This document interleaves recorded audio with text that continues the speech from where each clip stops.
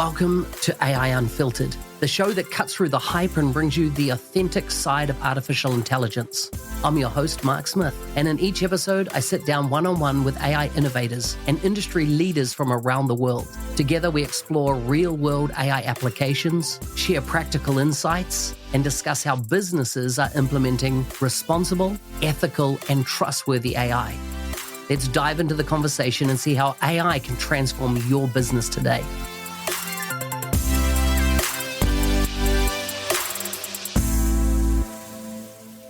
Hey everyone, and welcome back to AI Unfiltered. Today's guest is from Colorado in the US. Barbara is the founder and CEO of Digital Wisdom Collective.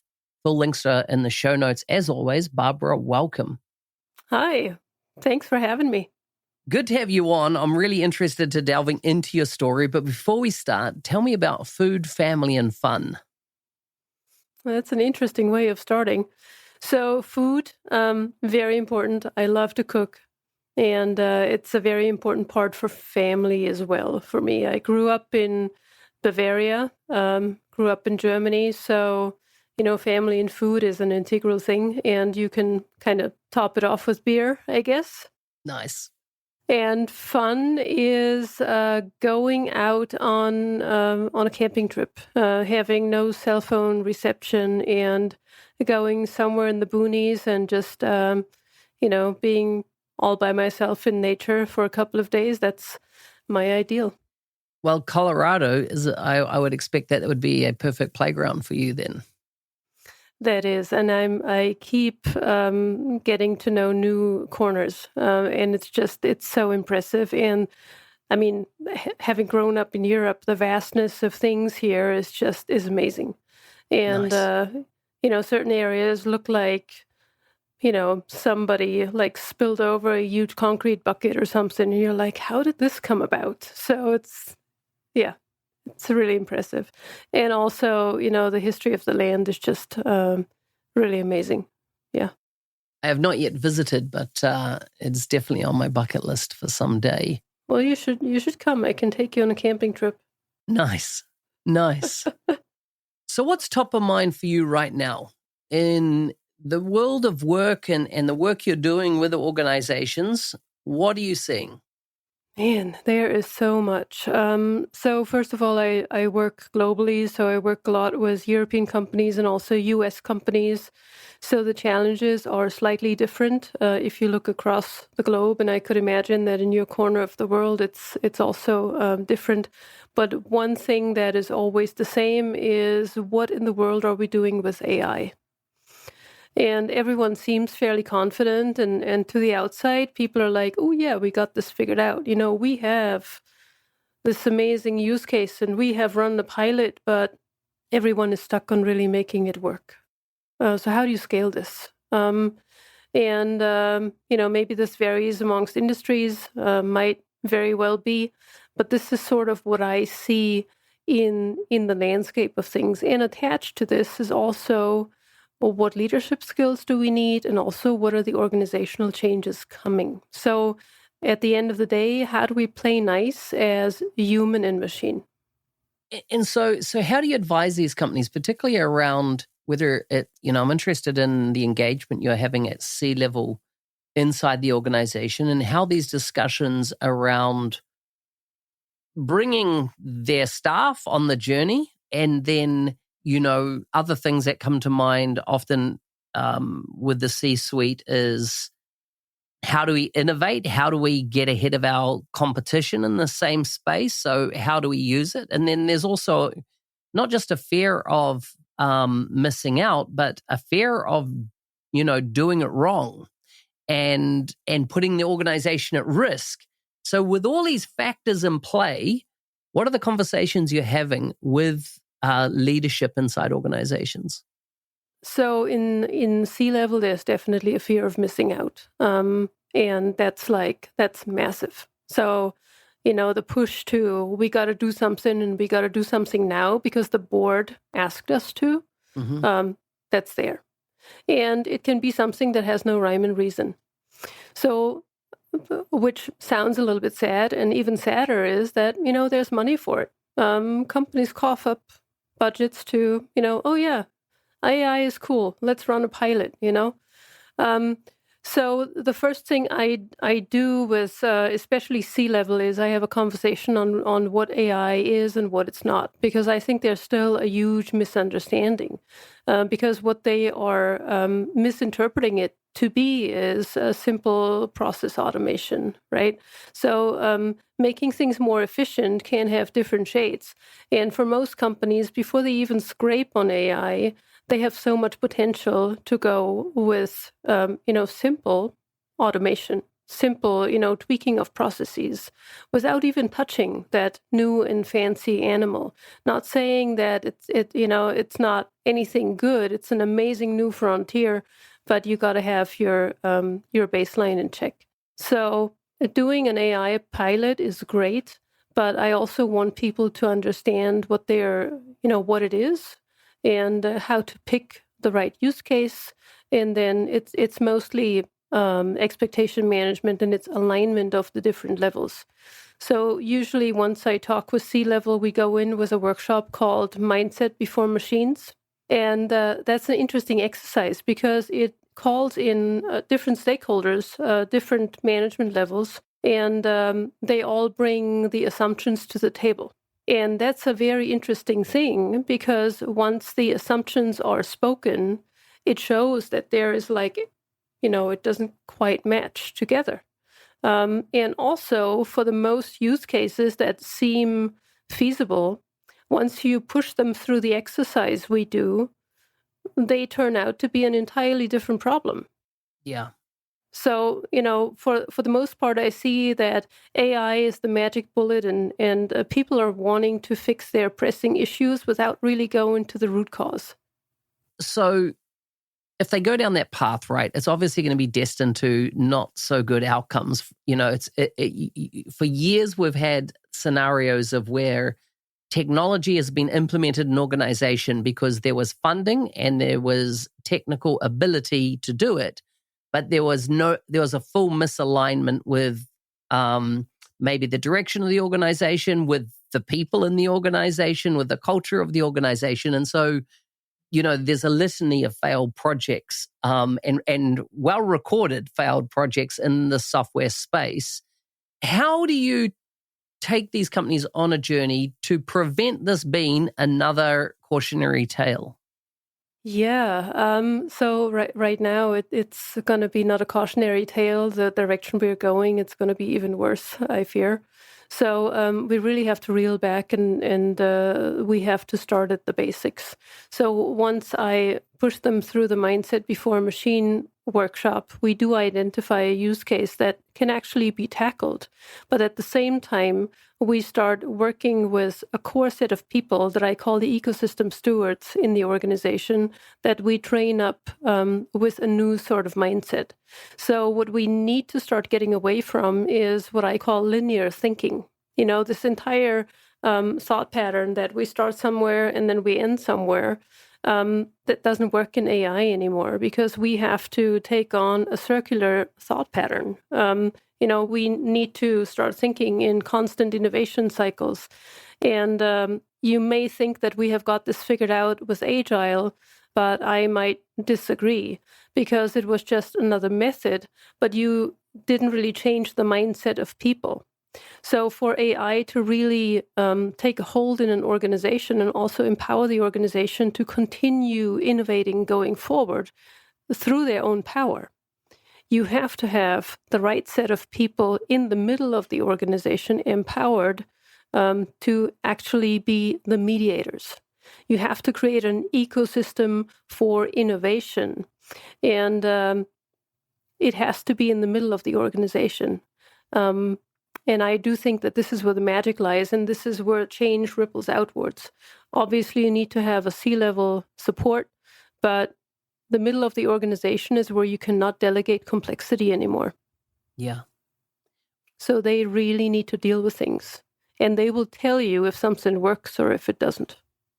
So in that, with the C-level buy-in, one of the concerns that I have is that it's lip service only. In other words, people talking like they know something about AI. And I always say there's a big difference between knowing something is knowledge and knowing something is a skill, right? As an applied skill that you can do. You can talk about where you've done it.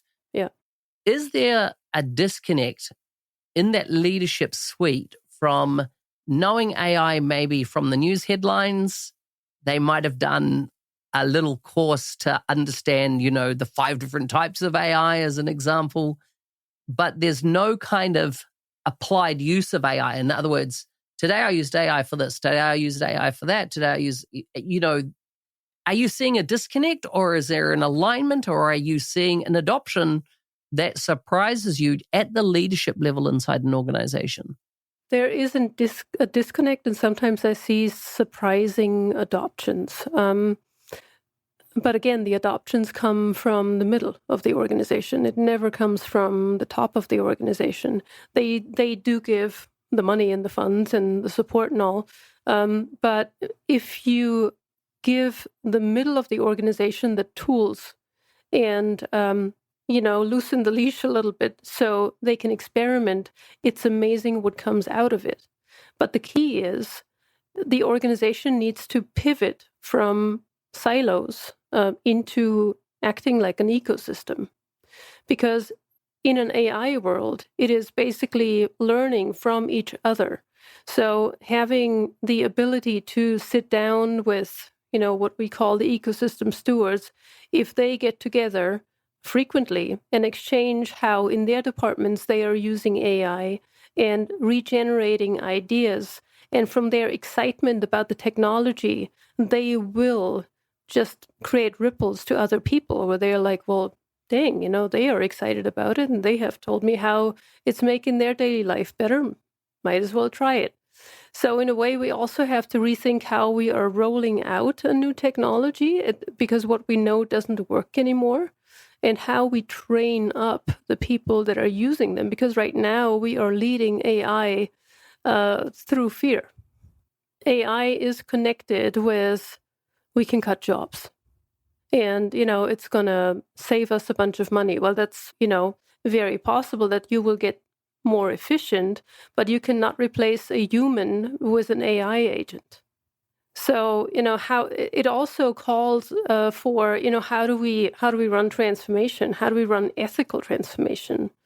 It scrapes on so many corners, and basically, what I love about AI, besides the technology, it really shows the ugly underbelly of the organization and everything that's not working. This is so interesting and raises so many questions in my mind. You've used a term a few times, from the middle of an organization is where you need to start. What do you mean by the middle of the organization, and how do you, in any shape or size of organization you work with, how do you get to the middle? And is there multiple middles, in other words, and based on departments, each having perhaps their own? But I just find it interesting how you've defined that. I've not heard of that before. And then the other thing that kind of really switched on for me was this concept of ecosystems, where most organizations are siloed, right? We have HR departments, we have the finance department, we might have manufacturing, et cetera, et cetera. And this concept of ecosystem around breaking down those siloed walls and allowing communication to flow. And it's not saying you're going to get rid of those, because there's structural boundaries and things that are needed in any organization of how other operational things happen. But can you explain the middle and then this ecosystem, what you've seen from breaking down those silos? Mm-hmm. So the middle of the organization, I don't really want to pin it on any specific title or role, because it really is the people that get stuff done. It's the executors. It's where the strategy really hits the road. And that can be managers, that can be key users, that can be, the UI manager, or, whoever is executing initiatives, whoever is executing strategies. Sometimes it's a team lead or a director. So we run groups where we train the new type of mindset, and we have had all shades of people. And that's what makes it so interesting. And it also shows me that wherever in the organization, you can really seed a messenger for change. So I think we also need to step outside of our assumption box and say, ooh, but these are the perfect people who are gonna, bring the Holy Grail. So I would define that as very fluid. And the key thing is that, it's the people executing strategy bits. And the other piece is they need to be curious and they need to be willing to learn about themselves. Because we need to step outside of our own little ego shadow. From a tendency, what I'm describing here is the very quiet people in the organization.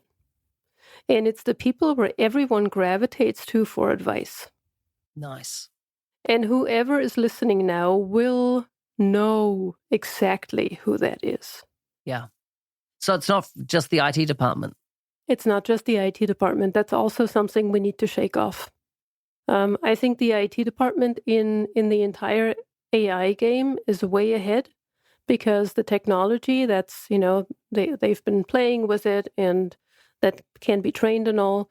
Now it's time where we empower the rest of the organization because this is going to be a co-creation process where everyone is going to have a go in this. And everyone will be able to, push the organization forward with new technology.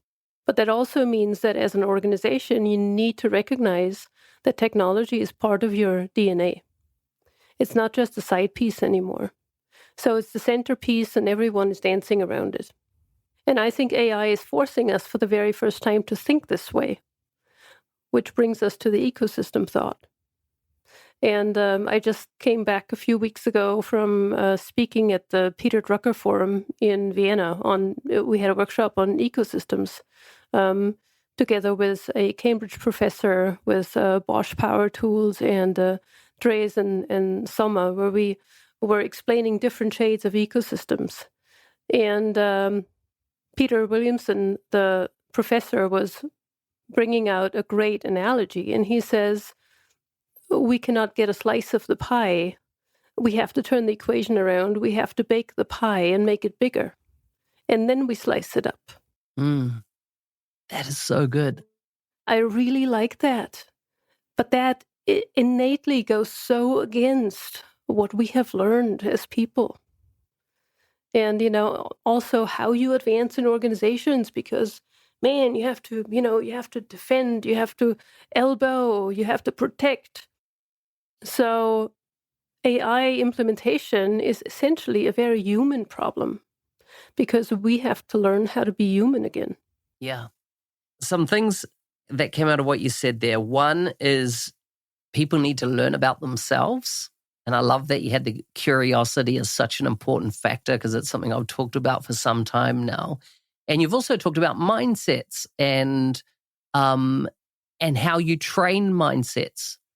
Talk me through a bit of what's involved in taking people on a mindset transformation so that it can enable an AI transformation inside the organization. Ooh, this is fun. Yeah, it's essentially a self-development program.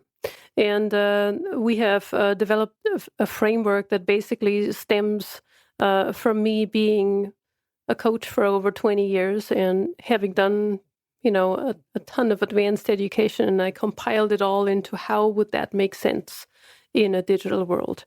So we do start with the values, because values is something that we all understand, and that's what is grounding to us. If you don't know what your leadership values are, you are essentially bobbing in the wind, right? You have no stance. So this is what we start with. And then we go into what are limiting beliefs we may have about ourselves. So it really is an internal cleanup exercise. And, for a lot of people that I have trained, it is about, well, I'm not an IT person. What would I have to say? But I didn't go to university. I don't know anything. That is the things that totally hold us back to really grow into our brilliance. And that's what holds us back to really step in to be innovative. So we work a lot around limiting beliefs, around habits, around thoughts. We show people frameworks where they can debunk that their red button is pushed. Because if you cannot, you know it, you're in a presentation and you're already shaky and nervous, and then somebody looks at you sideways and stuff starts happening in your head. It's like, oh my God, he hates me. I know he hates me. I said something wrong. I don't know anything. It's clear. And from there on, it goes downhill, right? It's the downward spiral. So the more you can debunk these red buttons and the more clearer you can be on who you are, but that's also understanding what your superpower is, the better you can really stand your ground and, be neutral and really bring in your ideas. So essentially what we teach with the new mindset is empowerment. And it gives people a voice. Yeah, that's superb. Tell me about ethical innovation.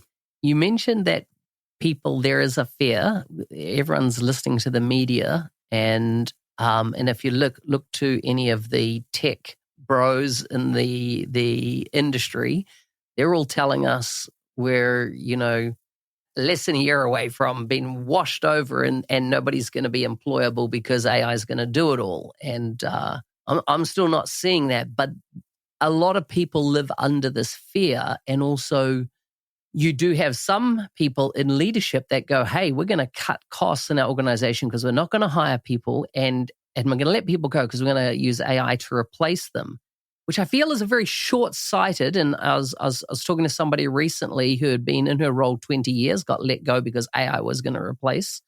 And then a couple of months later, they were rehiring all the people back on because the tacit knowledge of the organization they let walk out the door that would potentially be their innovators with the technology. And so there's been a bit of misfiring in some areas. So when you talk about ethical innovation, what are those conversations that you're having?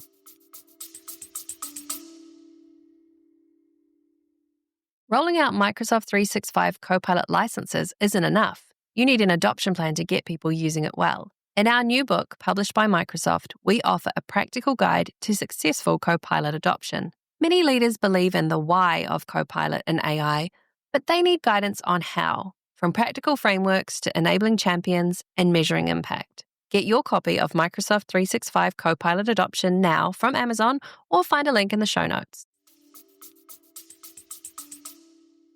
Yeah, so I've had a lot of those conversations that you just described, and it's just, it's very short-sighted. And I think it's going to backfire very fast.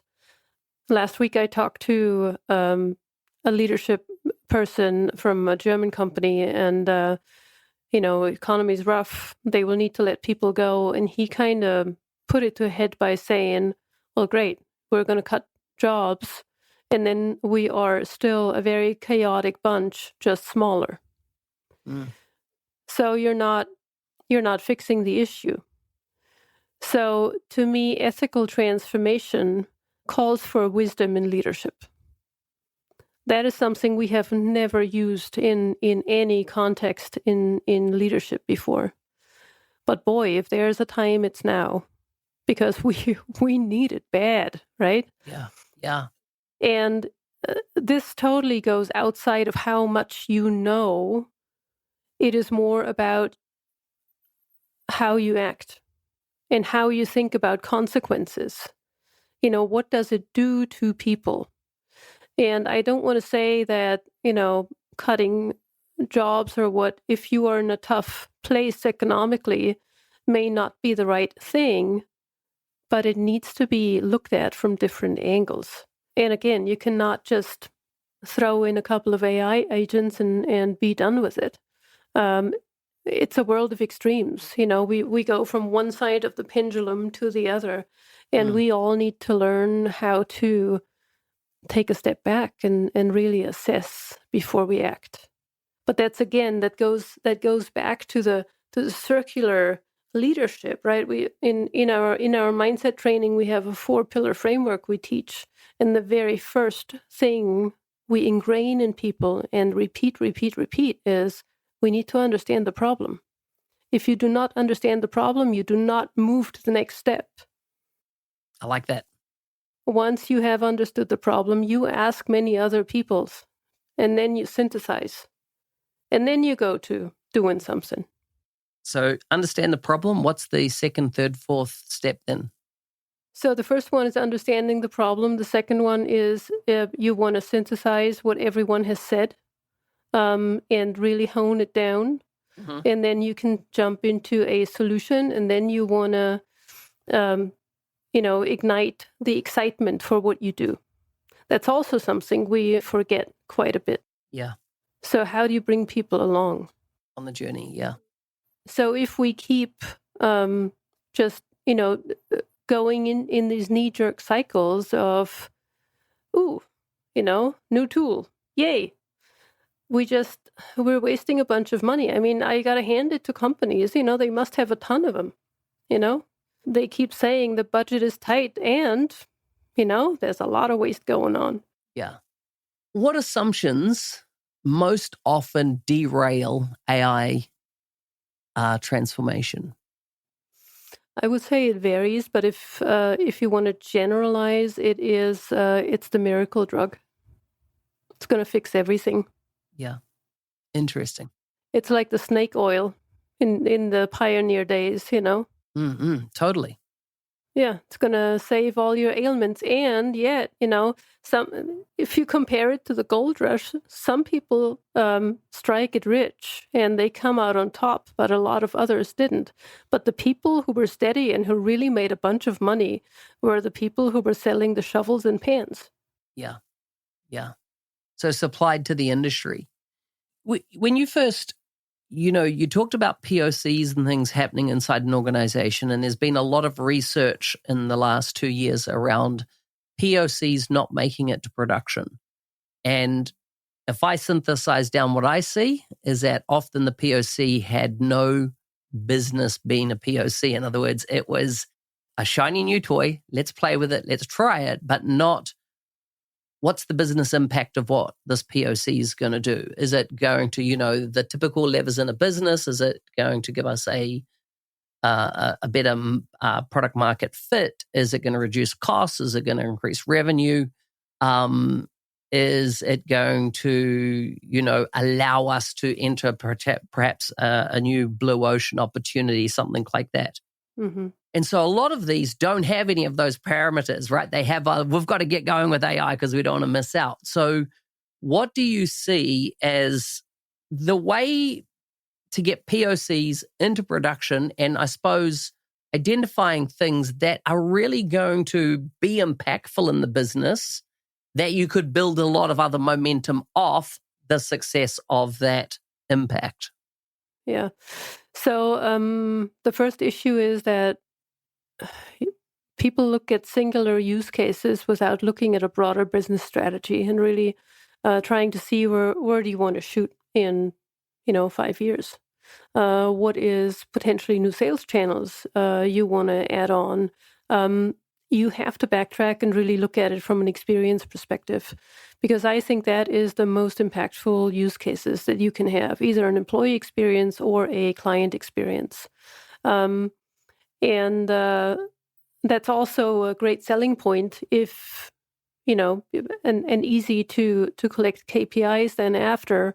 If you make it an employee experience, it's also great for rolling it out later in the organization. Yeah. So, and we have to step away from egos. It's not the one that screams the loudest that gets their use case tackled. I'm sorry. Yeah. So that's the main thing. The other piece that I've been seeing, and that is a fundamental flaw, I believe, is that, the board demands it. The CEO then just kind of pushes it down the line and pushes it onto the IT person. The IT person comes back and says, oh man, but we really got to look at, which database to use and, what all to do. And then the CEO goes, oh, it's the IT dude again. he doesn't want to play with me, and he takes it away and he tosses it to somebody else who's going to catch the hot potato. And that's when you get a big old mess. Yeah. The other piece, so an experience-driven use case, but then also you need to look at what is the best data you have in your business. So you cannot run proof of concept outside of your data sphere in the company. So that would also be a deciding criteria for me. Where do I have the best data quality, and where do I have a fair chance that this is actually gonna support? And I want to say that 80% of the companies don't even have the data baseline to do anything of impact. So the best way to start for all those and for anyone else would be just to raise productivity and give their employees the tools and means to make their days easier before they dig into, their core systems. This is so interesting, Barbara, talking to you. We're at time. Before I let you go, what's the best way for people to get in touch with you if they want to work with you? Yeah, so find me on LinkedIn, Barbara Wittmann, or go to my website, digitalwisdom.co for Colorado. And you can book a call there to get to know me, and we can see what is the best fit. Awesome. Thanks so much. We'll make sure we provide those links in the show notes as well. Thanks again for coming on the show. Thank you. You've been listening to AI Unfiltered with me, Mark Smith. If you enjoyed this episode and want to share a little kindness, please leave a review. To learn more or connect with today's guest, check out the show notes. Thank you for tuning in. I'll see you next time, where we'll continue to uncover AI's true potential, one conversation at a time.